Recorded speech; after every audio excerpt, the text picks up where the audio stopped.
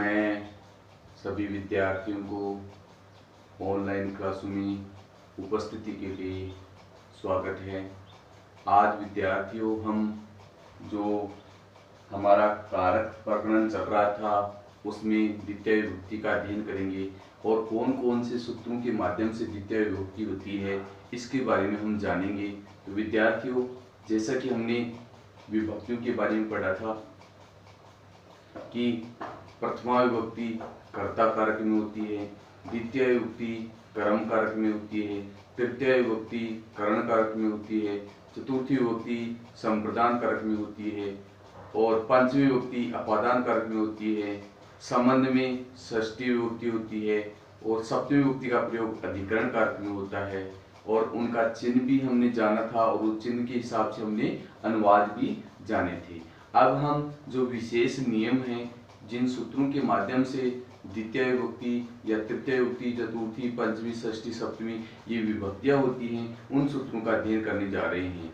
तो विद्यार्थियों, जल्दी लाइव आ जाओ और कक्षा को शेयर कर दो ताकि वो जो अपने मित्र हैं वो भी इस कक्षा से लाभान्वित हों और उनको भी इस कक्षा का लाभ मिले। अब हम जो पढ़ाई कर रहे हैं वो संस्कृत शिक्षण की है और संस्कृत शिक्षण में हम जो कक्षा 10, 12 read, second grade, first grade या जो बीए और एमए में जो जिन्होंने संस्कृत शिक्षण ले रखा है उनके लिए भी ये वीडियो बहुत ही महत्वपूर्ण रहने वाला है। ये वीडियो पूरा देखना और यदि आपको ये जो कक्षा पसंद आए तो सब्सक्राइब करना और अपने मित्रों को शेयर करना मत भूलना। चलो विद्यार्थियों, हम बिना देरी किए हुए अब हम द्वितीय विभक्ति की ओर चलते हैं, जिसमें हम सबसे पहला सूत्र पढ़ेंगे कर्मणि द्वितीया। तो विद्यार्थियों, इसका पहला सूत्र होगा कर्मणि द्वितीया। कर्मणि द्वितीया जो ये कहती है कि कर्म में द्वितीय विभक्ति होती है, कर्म कारक में द्वितीय विभक्ति होती है। इस सूत्र का अर्थ यह ही है, हिंदी में यदि लिखेंगे तो कर्म कारक में द्वितीय विभक्ति होती है। ये इसका हिंदी अनुवाद हो गया। और अब हम द्वितीय विभक्ति की बात करें तो द्वितीय विभक्ति को हम दो भागों में बांट सकते हैं। एक तो कर्म कारक द्वितीय विभक्ति, कर्म कारक द्वितीय, और एक उपपद द्वितीय। उपपद द्वितीय विभक्ति।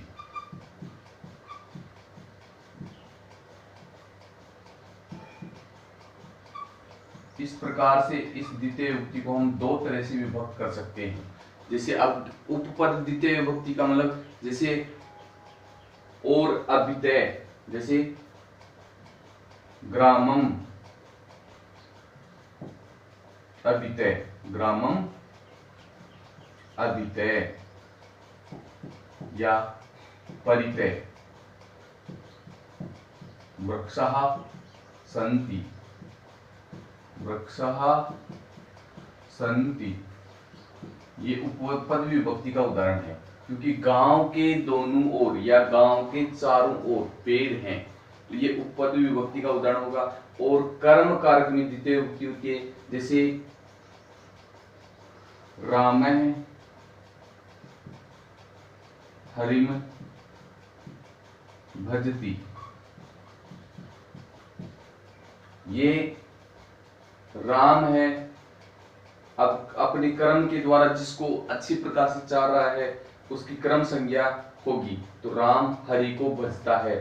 तो राम अपनी क्रिया के द्वारा, जो भज क्रिया है उसके द्वारा हरि को इस प्रकार से चाह रहा है कि उसमें उसका कर्म है और कर्म जिसका होगा उसमें द्वितीय विभक्ति का प्रयोग होगा। तो ये तो कर्म कारक द्वितीय विभक्ति हो गई और इसमें उपपद द्वितीय विभक्ति का उदाहरण हो गया। इस प्रकार से हम द्वितीय विभक्ति को दो भागों में विभक्त कर सकते हैं, कर्म कारक द्वितीय विभक्ति और उपपद द्वितीय विभक्ति।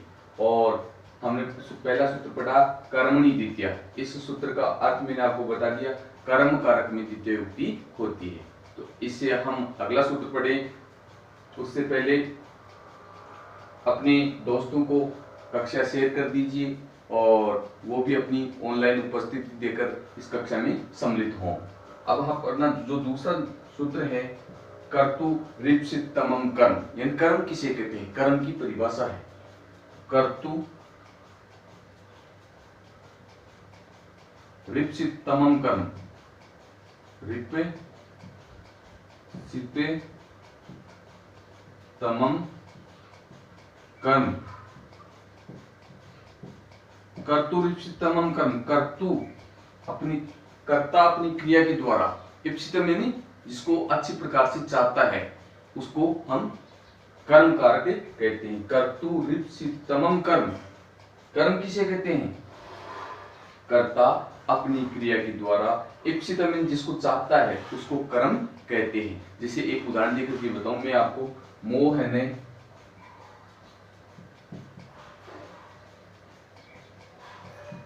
ग्रंथम पठति, सीता पत्रम लिखती। अब इन दो उदाहरणों में ध्यान से देखना। पहला जो उदाहरण है वो मोहन ग्रंथ पढ़ता है, यानी मोहन अपनी पठ जो क्रिया है उसके द्वारा ग्रंथ को अच्छी प्रकार से चाह रहा है, इसलिए यहाँ मोहन जो पद है उसमें द्वितीय वो मोहन है, ये तो प्रथमा में होगा, और मोहन अपनी पठ क्रिया के द्वारा ग्रंथ को अच्छी प्रकार से चाह रहा है, इसलिए ग्रंथम जो शब्द है वो द्वितीय विभक्ति में माना जाएगा।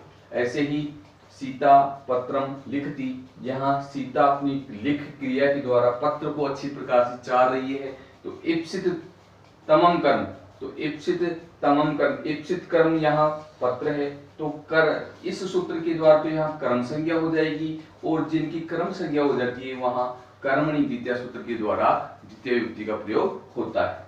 तो मित्रों यहाँ यदि हम अनुवाद करें और यदि हमसे सूत्र पूछा जाए तो कौन से सूत्र के माध्यम से यहाँ द्वितीय विभक्ति हो रही है, तब हम लिखेंगे कर्तुरीप्सिततमं कर्म, और इसके द्वारा कर्म संज्ञा हो जाती है और कर्मणि द्वितीय सूत्र के द्वारा वहां द्वितीय विभक्ति का प्रयोग होता है।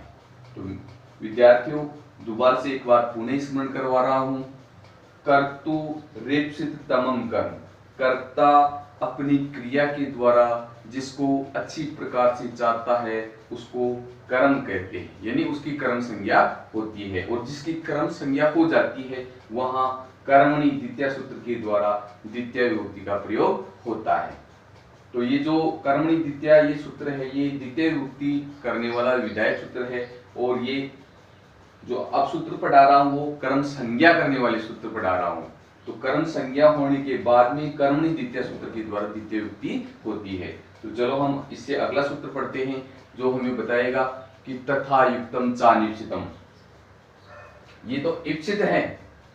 अब अनिप्सित कर्म, अनिप्सित कर्म की भी कर्म संज्ञा होती है, ये तो इच्छित कर्म की होगी और एक अनिश्चित कर्म की। अब अनिश्चित कर्म का मैं आपको सूत्र बता रहा हूं, तथा युक्तम चा निप्सितम।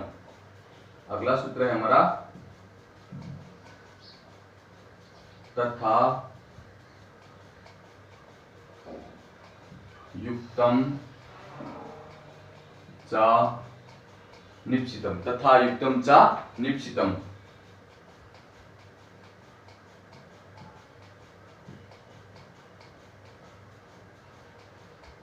अब इस सूत्र के माध्यम से तथा युक्तम चा निप्सितम, जो उपरोक्त सूत्र पढ़ा था हमने इप्सित की, और यहाँ अनिप्सित अनिप्सित यानी न चाहते हुए भी उसकी कर्म संज्ञा हो जाती है। यहाँ तो चाहते हुए कर्म की कर्म संज्ञा होती है और यहाँ न चाहते हुए कर्म की भी कर्म संज्ञा हो जाती है। जैसे बालक है ग्रामं गच्छन्,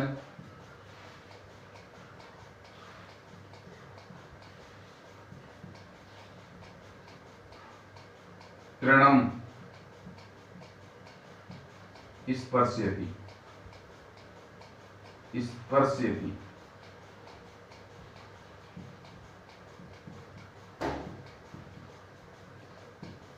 अब इस वाक्य में देखिए, एक तो ग्रामम और एक तृणम। इन दोनों कर्मों में यहाँ पर द्वितीय विभक्ति है और यहाँ एक तो इच्छित कर्म है और एक अनिच्छित कर्म है। इच्छित कर्म की तो कर्तुर्विपक्षित तमम कर्म इस सूत्र के माध्यम से कर्म संज्ञा होगी, लेकिन जो तृणम न चाहता हुआ कर्म है, अनिश्चित कर्म है, उसकी भी तथा युक्तम च अनिश्चितम इस सूत्र के माध्यम से यहाँ पर भी द्वितीय विभक्ति का प्रयोग होगा।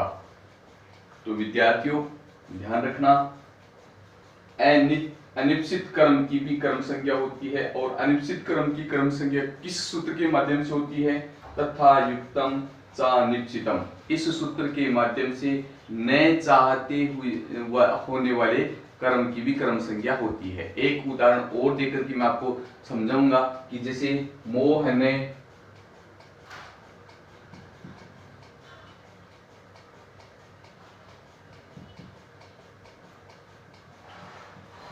ओदनम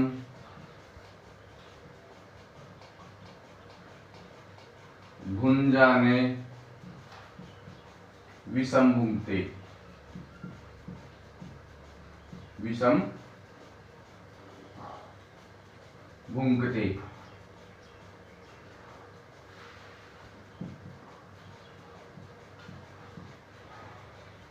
मोहन चावलों को भुंजन खाता हुआ विष का उपभोग कर लेता है, विष खा जाता है। चावलों का भोजन करते हुए विष खा जाता है। तो यहाँ जहर को खाना नहीं चाहता है मोहन, मोहन तो केवल मात्र चावलों को खाना चाह रहा है। ओ दिनम चावलों का भोजन खाना चाह रहा है। और यहाँ जो विषम अनिश्चित कर्म है, अनचाहा कर्म है, वहां पर भी उसकी कर्म संज्ञा हो जाएगी। और उस अनिश्चित कर्म ऐसे भी पूछा जा सकता है परीक्षा में कि अनिश्चित कर्म कौन सा है इसमें? तो विषम। और इच्छित कर्म कौन सा है? ओदनम। तो इच्छित कर्म की तो कर्तुर्विपक्षित कर्म से कर्म संज्ञा होगी और अनिश्चित कर्म की तथा युक्तम च अनिश्चितम से कर्म संज्ञा होगी। और दोनों सूत्रों का प्रयोग होने के बाद में कर्मणि द्वितीय सूत्र के माध्यम से यहाँ द्वितीय विभक्ति का प्रयोग हो जाएगा। इस प्रकार से यहाँ दो सूत्र लगने के बाद में कर्मणि द्वितीय तीसरा सूत्र लगेगा, तब यहाँ द्वितीय विभक्ति का प्रयोग होगा। तो विद्यार्थियों अच्छी प्रकार से समझ लेना, तथा युक्तम च अनिश्चितम इस सूत्र का अर्थ यह होता है कि अनचाहे कर्म की भी कर्म संज्ञा होती है। और जो उपरोक्त सूत्र आया था वो चाहे गए कर्म की कर्म संज्ञा होती है, और नीचे वाला सूत्र है अनिश्चित कर्म की भी कर्म संज्ञा होती है। तो अनिश्चित कर्म कौन सा है ये अच्छी प्रकार से समझ लेना। न चाहा गया कर्म अनिश्चित कर्म कहलाता है। इससे अगला सूत्र हमारा है चौथे नंबर का सूत्र होगा एकथितम च।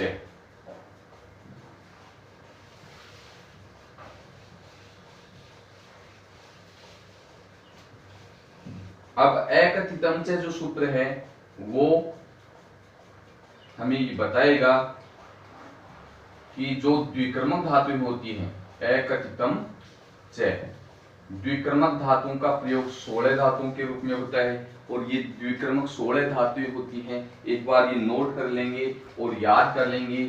जैसे दूहे, याच, पर्चे, दंड, रुद्धे, पृच्छे, ची, ब्रू, सास,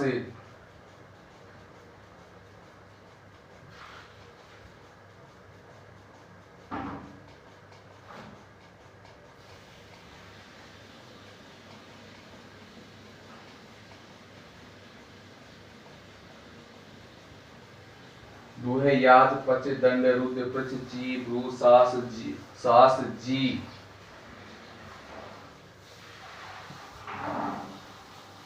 मथे,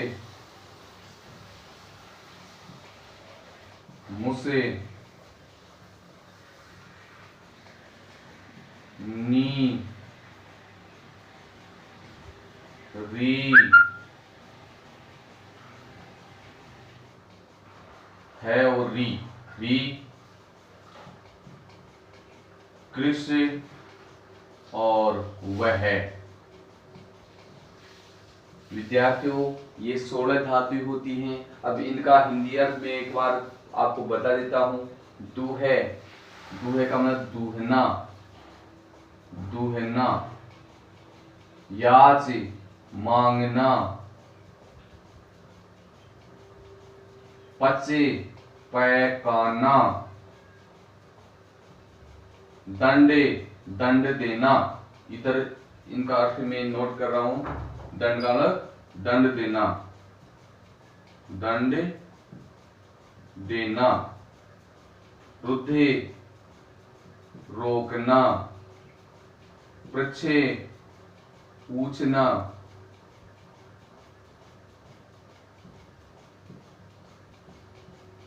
ची चुनना,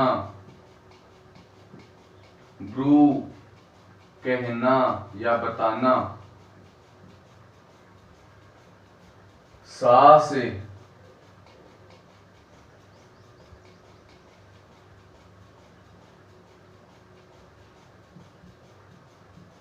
शासन करना, जी जीतना, मथे मथना, मुसे मुसे, मुस का मतलब चुराना, नी ले जाना, री हरण करना,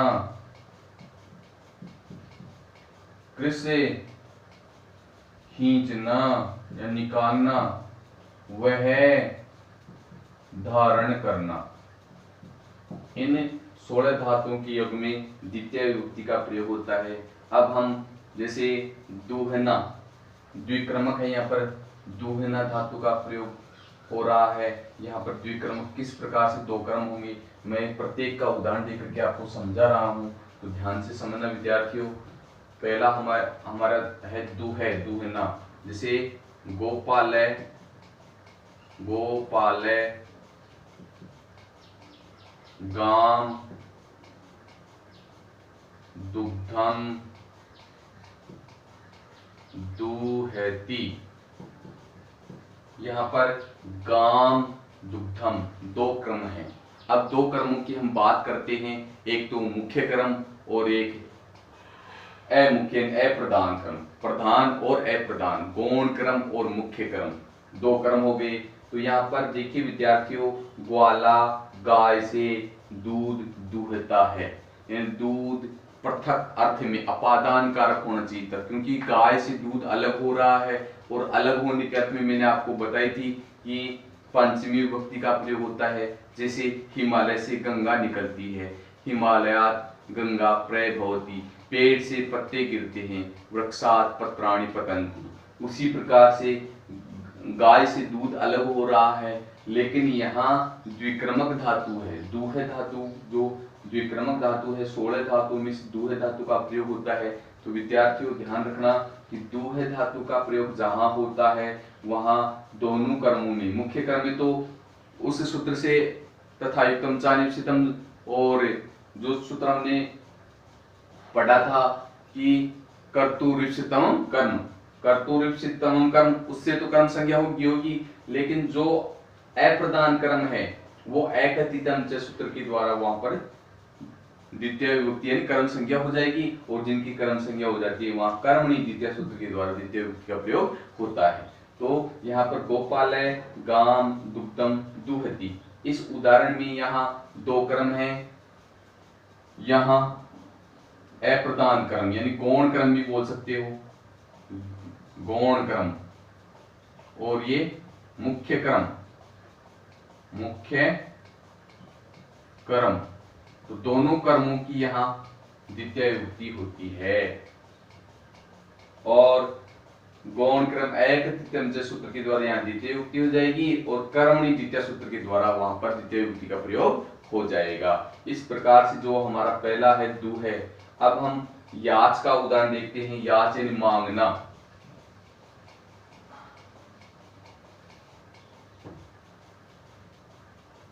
वामने,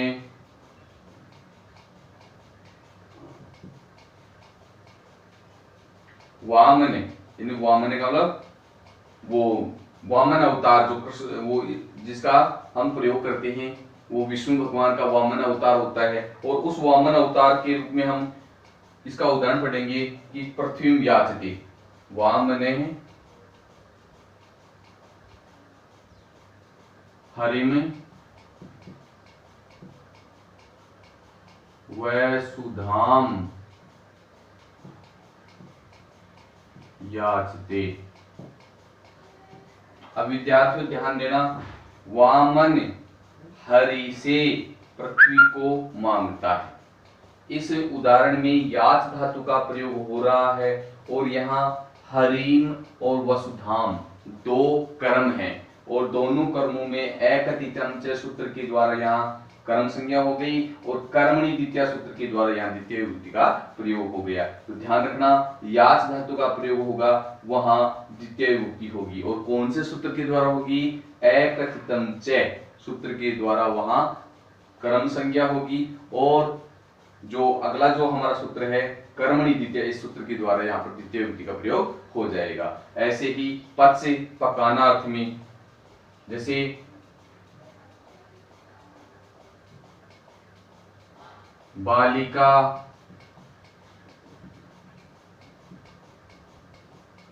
तंडुलान,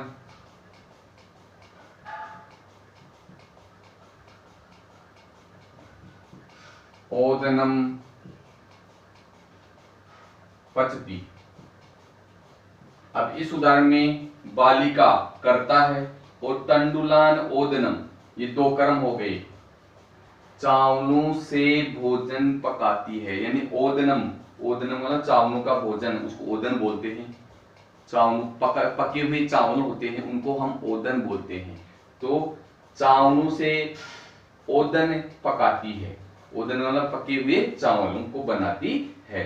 तो यहाँ पर करण कारक होना चाहिए था, क्योंकि क्रिया को संपन्न करने में जो अत्यधिक सहायक होता है उसकी करण संज्ञा होती है और करण कारक में तृतीय विभक्ति का प्रयोग होता है। तो यहाँ पकाना जो क्रिया है उसका मुख्य आधार तंडुल है, तो तंडुल में यहाँ तृतीय विभक्ति होनी चाहिए थी, लेकिन तृतीय विभक्ति का प्रयोग न होकर के यहाँ द्वितीय विभक्ति का प्रयोग होगा, क्योंकि पच धातु द्विक्रमक धातु है और जहां द्विक्रमक धातु का प्रयोग होता है वहां द्वितीय विभक्ति का प्रयोग ही होगा। तो एकतितम सूत्र के द्वारा वहां कर्म संज्ञा हो जाएगी और कर्मणि द्वितीय के द्वारा द्वितीय विभक्ति का प्रयोग होगा। इस प्रकार से हम पच धातु का प्रयोग होते ही द्वितीय विभक्ति करेंगे। अब दंड की बात करते हैं।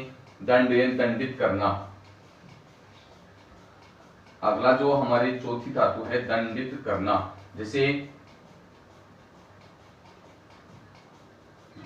मोहने,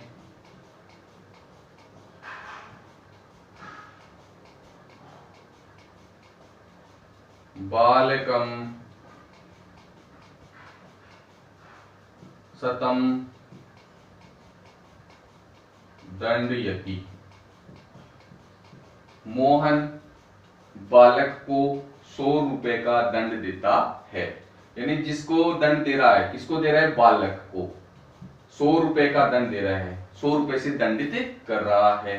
तो गौण क्रम और मुख्य क्रम दोनों में यहाँ द्वितीय विभक्ति का प्रयोग हो रहा है। सूत्र वही लगेगा, एकतितम च सूत्र के द्वारा कर्म संज्ञा होगी और कर्मणि द्वितीय सूत्र के द्वारा द्वितीय विभक्ति का प्रयोग होगा। ऐसे ही हम रुधिर रोकना,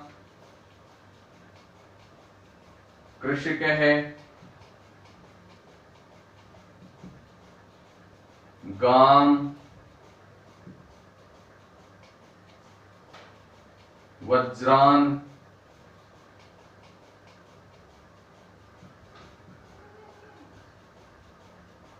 अवरुणधि।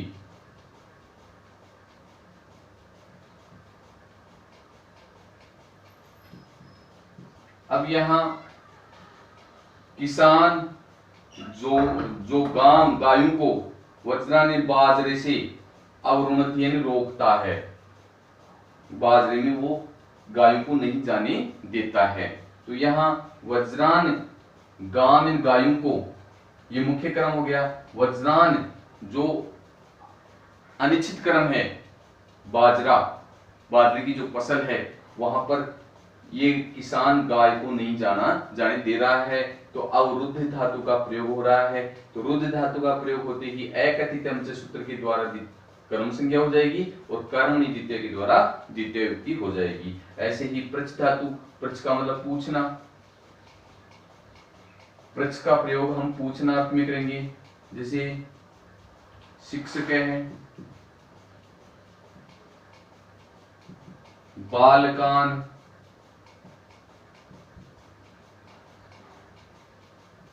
प्रश्नानि, पृच्छति।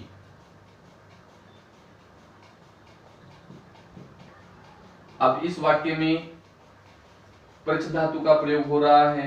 अब यहाँ बालकान और प्रश्नानि, इन दोनों में बालकों को प्रश्न पूछता है, बालकों से प्रश्न पूछता है। तो ये अप्रधान कर्म हो गया और ये प्रधान कर्म हो गया। तो प्रधान कर्म और अप्रधान कर्म दोनों क्रमों में एकथित अंश सूत्र के द्वारा कर्म संज्ञा होगी और कर्मणि द्वितीय सूत्र के द्वारा द्वितीय विभक्ति का प्रयोग होगा। अब इससे अगला सूत्र, ची चुनना। जैसे भक्त,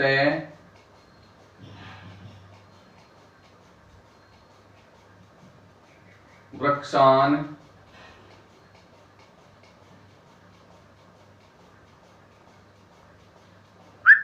पुष्पाणि, चिनोती। यहां विद्यार्थियों ची धातु का प्रयोग हो रहा है और यहाँ वृक्षान, पुष्पाणि, चिनोती, पेड़ों से फूलों को चुनता है। और फूल जो पेड़ों से अलग हो रहे हैं, और अलग होने के अर्थ में मैंने आपको पंचमी अपादान कारक बताया था, लेकिन यहाँ ची धातु का प्रयोग होने के कारण एकथित अंश सूत्र के द्वारा यहाँ द्वितीय विभक्ति का प्रयोग होगा। तो भक्त फूलों को पेड़ों से चुनता है, पेड़ों से फूलों को चुनता है। तो ची धातु का प्रयोग जहां होगा वहां एकथित अंश सूत्र के द्वारा द्वितीय विभक्ति होगी और कर्मणि द्वितीय के द्वारा वहां द्वितीय विभक्ति का प्रयोग हो जाएगा। ऐसे ही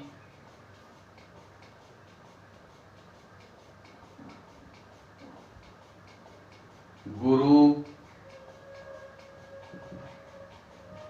शिष्यान, धर्मम, ब्रूते। गुरु शिष्यों को धर्म बताते हैं, गुरुजी हैं वो अपने शिष्यों को धर्म की बात कर रहे हैं।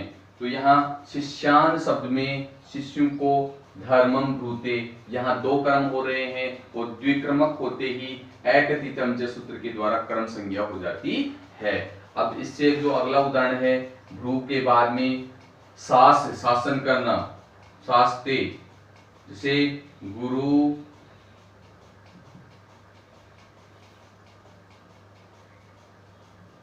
शिष्यान,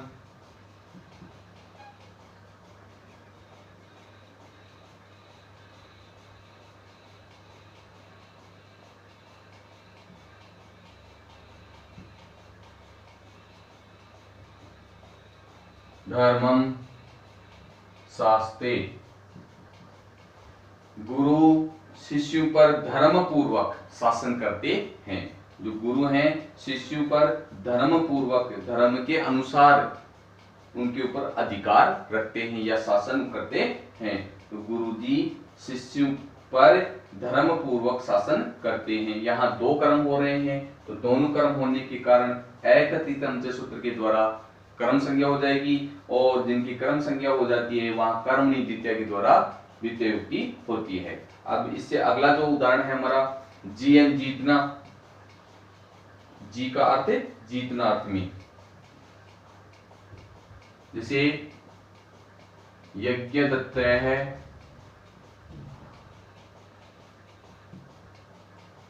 देवदत्तम, शतम जयते। यहाँ विद्यार्थियों देवदत्तम और शतम, यहाँ दो कर्म हैं, दोनों कर्म होने के कारण एकतीतम च सूत्र के द्वारा यहाँ द्वितीय विभक्ति का प्रयोग होगा, और जहाँ द्वितीय विभक्ति का प्रयोग हो जाता है वहां एकतीतम च सूत्र के द्वारा द्वितीय विभक्ति कर्म संज्ञा होकर के कर्मणि द्वितीय के द्वारा वहां द्वितीय विभक्ति हो जाती है। अब इससे अगला जो हमारा है मथन, मथना,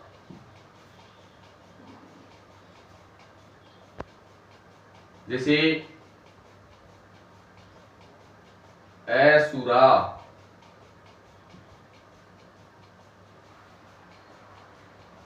क्षीर निधि में,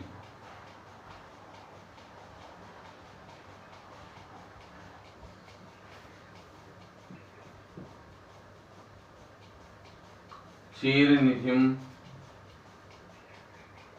अमृतम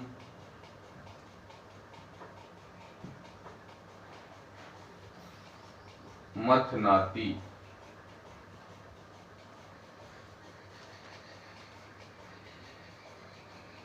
मथनुवन्ति।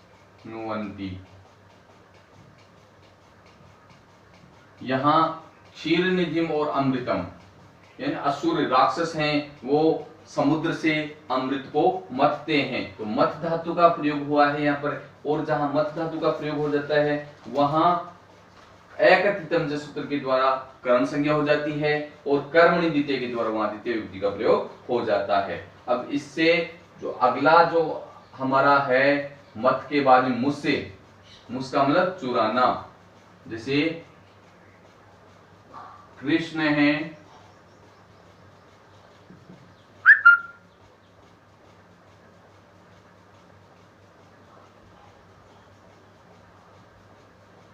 कृष्ण है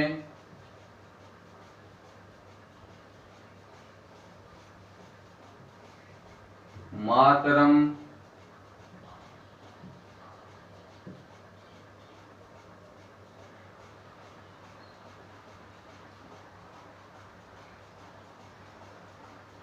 दुग्धम मुसनाति। कृष्ण माता का दूध चुराता है। यहाँ मुसनाति, मुस धातु का प्रयोग हो रहा है, और मुस धातु का प्रयोग होते ही द्विक्रमक हो गया, और द्विक्रमक होते ही एकतीतम से क्रम संज्ञा हो गई, और कर्मणि द्वितीय सूत्र के द्वारा वहां द्वितीय विभक्ति का प्रयोग हो गया। अब नी यानी ले जाना, जैसे ले जाने के अर्थ में, जैसे कृषक है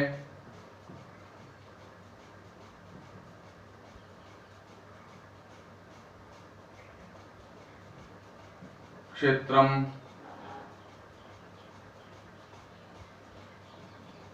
अजाम नयति।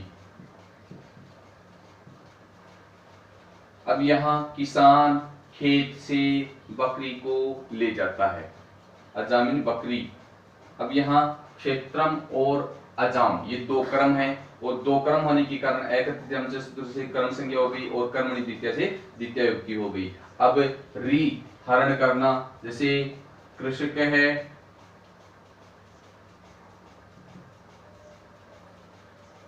या चोर है,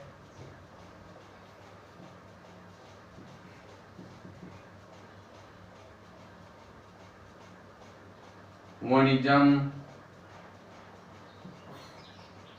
धनम हरति। चोर बणिये का धन हरता है। यहाँ हरण करना री धातु है, और री धातु का प्रयोग यहाँ वणिजम और धनम दो क्रम है, और दो क्रम होने के कारण एकतीतम सूत्र से कर्म संज्ञा और कर्मणि द्वितीय से द्वितीय विभक्ति का प्रयोग होगा। इसी प्रकार से कृषि खींचना, जैसे कृषक है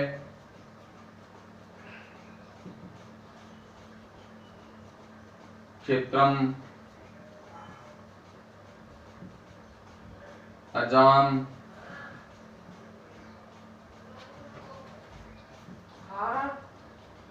कृषति। इस प्रकार से यहाँ किसान खेत से बकरी को खींचता है। तो यहाँ दो क्रम है, अजाम और कृतक्रम। अब जो अंतिम जो हमारा उदाहरण है वह धातु का, वह का मतलब धारण करना। कृषक है स्कंधम अजाम वहती। यहां विद्यार्थी ध्यान दे, स्कंदम कंधे पर बकरी को धारण करता है। तो यहाँ दो क्रम है, स्कंदम और अजाम। तो वह धातु का प्रयोग जहां होता है वहां एकत्रितम से सूत्र के द्वारा कर्म संज्ञा होगी और कर्मणि द्वितीया से द्वितीय विभक्ति का प्रयोग होगा। विद्यार्थियों, एकत्रितम से सूत्र का मैंने आपको अच्छी प्रकार से 16 धातुओं का प्रयोग अच्छी प्रकार से समझा दिया। और यदि फिर भी यदि समझ में ना आए तो मेरे व्हाट्सएप नंबर 99 28 28 34 65 पर आप कॉल करके या व्हाट्सएप के माध्यम से भी मेरे को पूछ सकते हो। सभी विद्यार्थियों को मेरा पुनः नमस्कार। विद्यार्थियों, अपनी पढ़ाई निरंतर जारी रखना और जो लॉकडाउन चल रहा है और इस लॉकडाउन में कभी भी हमारी पढ़ाई में व्यवधान नहीं आना चाहिए। तो इसे विषम परिस्थिति में भी हम अपना अध्ययन जारी रखें। और एक बार पुनः मेरा नमस्कार।